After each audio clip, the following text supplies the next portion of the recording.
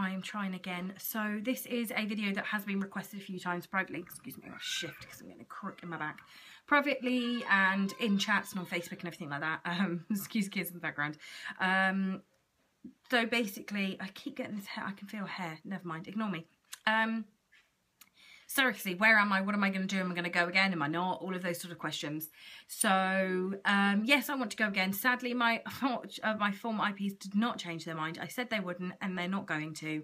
So, for those of you that have asked, you know, will they change their mind? Sadly not, no. But I respect that, and I'm trying not to be distracted by this hair that I can feel. It's just driving me insane. But yes, I desperately want to go again. I really, really do. I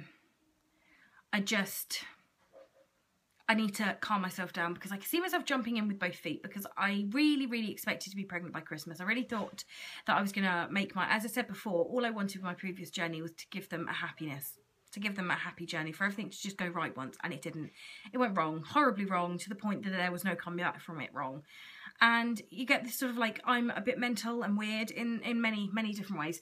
And I hate the uselessness. I hate feeling useless. I hate feeling pointless. I hate that I'm not doing anything that's, you know, obviously for my family I am, but I've got that sort of like almost desperation, that longing to do something amazing, something worthwhile, something good with my time. And I feel a bit wasted and a bit lost and a bit, it's very hard to explain. Other surrogates will get what I mean, even though I probably sound like a total nut job.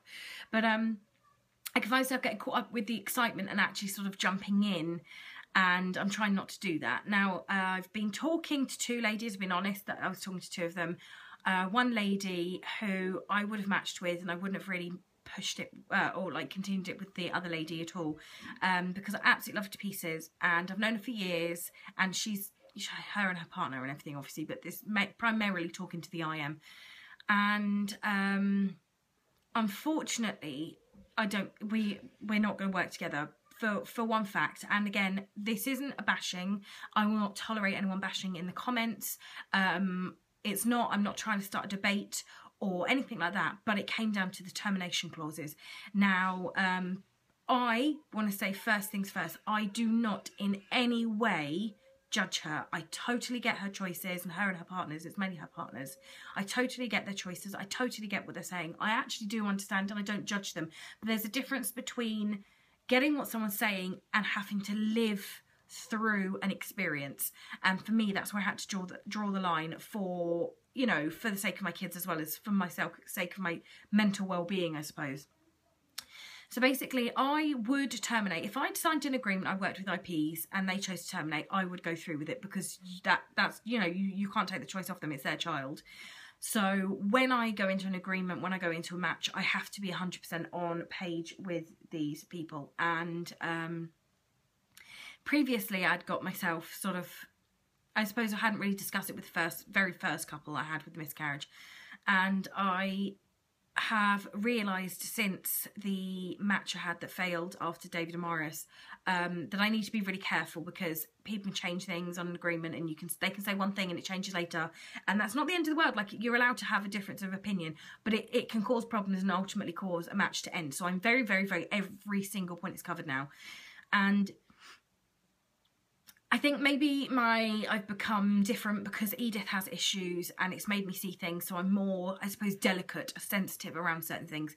So I agree, I have no issue with terminating well, no issue, I'm saying that it's bad. I hope to never ever have one, I really do. But I can see, and I would agree, I hope, yes. It's hard to say because I'm not saying, yeah, I want a termination.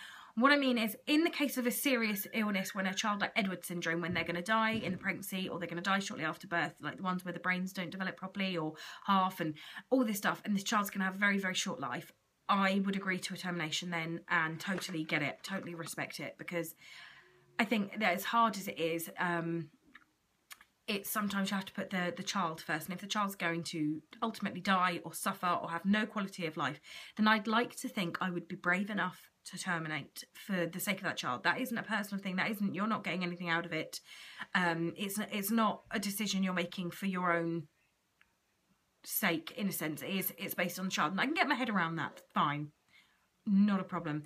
Unfortunately, I think had it been pre-Edith's issues, maybe I would have been swayed more easily. I don't know. I can't say for definite, obviously, but they would like to terminate in the case of something such as Down syndrome. Not necessarily just that one, any syndrome similar to that, so that the child would have a genetic condition for their entire life. And that they would choose to terminate in that situation due to their own personal factors as well as age and everything. And I totally get that. I'm not bashing people that choose to terminate Downs. I'm not in any way. I'm not attacking people, and I will not, as I said, allow people to attack others in the comments. This is not open to creating a war. But I just don't think I could live in peace after doing that.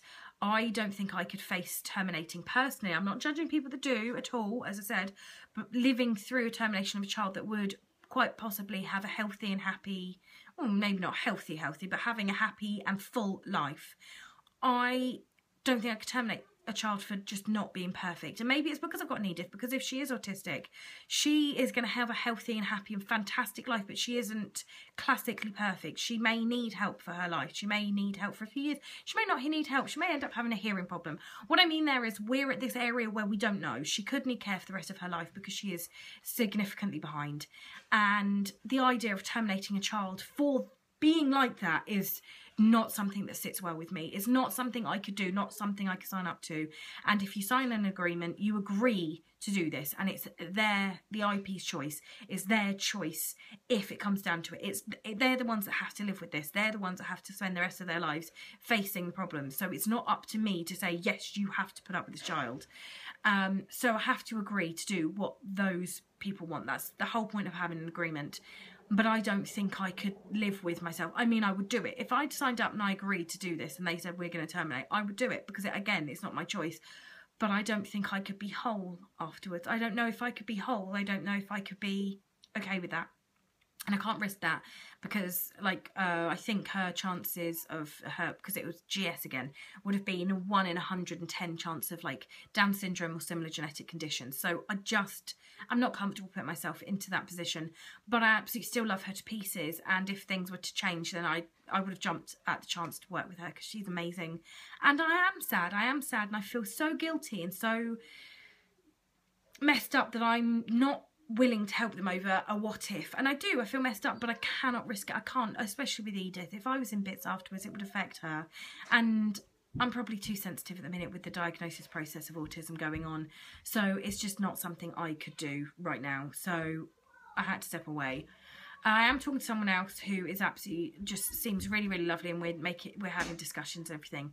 And I will update you on that if that leads anywhere. At the minute, it's early days, but it's not, all is not lost on that sense.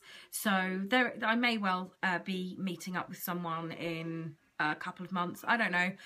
We'll see how it goes. I'm just trying to calm myself down because if we like click and we're talking a little bit now, I've sort of spoken to the other IM. I'm going to make more of an effort, if you see what I mean, with this one. Really get to know, really go through all the tiny little details and everything. And we may end up meeting if everything is in agreement. But at the same time, I don't want the other lady I was talking to feel like I've just gone, yeah, whatever, you're discarded, I'm off. But I have got that sort of desperation, so it's trying to find a happy medium between the longing for me to be doing something productive with my time and the trying to be careful of everybody else's feelings. And I don't know, I'm confused and I'm sad and I'm excited and I'm just everything all at once. So yeah, that's it really. I don't know where I am. I'm special in a number of ways. But any questions anyone thinks I should ask or anything like that to this IM, like really stupid things you wouldn't necessarily think of, stick them down below because I could use all the help I could get because I'm basically stupid. And yeah, that's it really. I don't know. I'm just hopeful and sort of sad all at once, and I've probably said that already, so I'm going to shut up and go and actually parent my children properly because, you know, I should. I can hear Edith, it's alright, she is upstairs with me. It's just George and Alice downstairs bickering. I'm surprised Edith hasn't come in here, but she is in her room and everything's set up for her, so she's fine. But yeah, I'm going to shut up and I'm going to go, and I'll speak to you all soon. Bye.